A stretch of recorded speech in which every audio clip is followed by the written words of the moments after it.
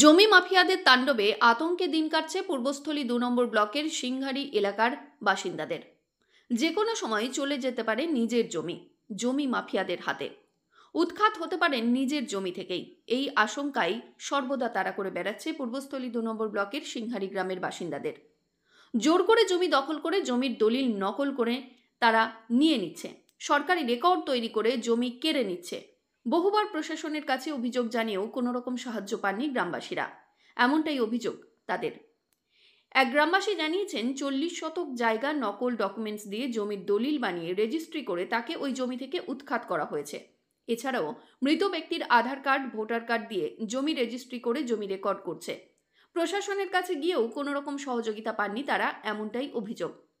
একটি চাঞ্চল্যকর ভিডিও পাওয়া গেছে। তাতে অকপটে স্বীকার করছেন জমি মাফিয়াদের প্রশাসন তাদের কিচ্ছু করতে পারবে না। তারা যে কোনো সময় যে কোনো জমি যে কোনো মানুষের কাছ থেকে ছিনিয়ে নিতে পারেন।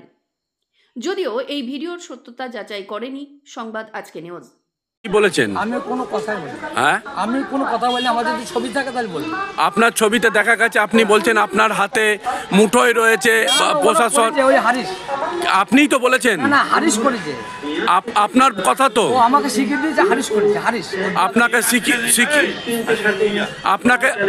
আপনাকে শিখিয়ে দিয়েছে।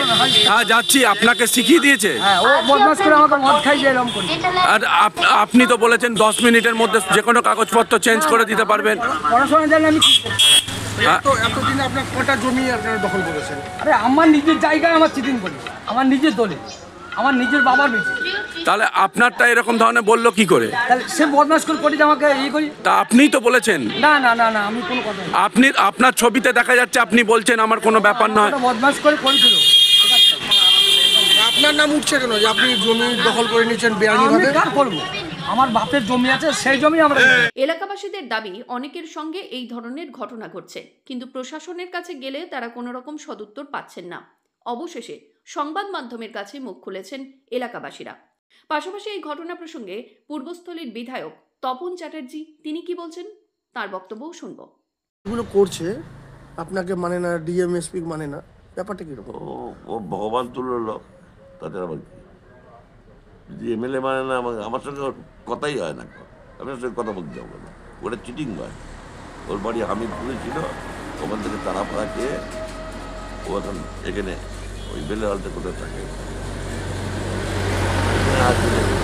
এখানেও আসে, ওই স্টেশন বাজারের দিকে আসে, কিছু লোক আছে এসব কাজ করে বেড়ায়।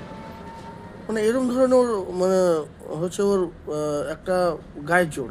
গায়ের জন্য আর কি বস্তান, বস্তার দোকান নেই, ওই সব করে বেড়াচ্ছে, দেখাচ্ছে। আইনি কোনো ব্যবস্থা নেবেন এরকম ধরনের?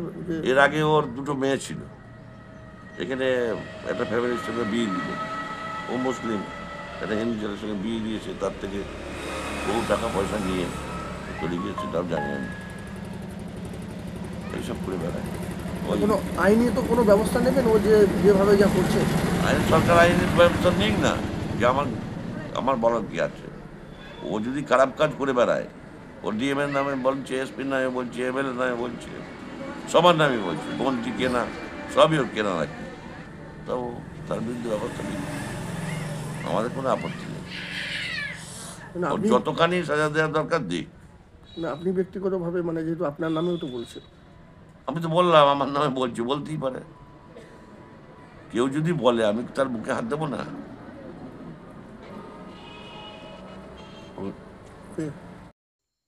কমল বোরা রিপোর্ট, সংবাদ আজকে নিউজ।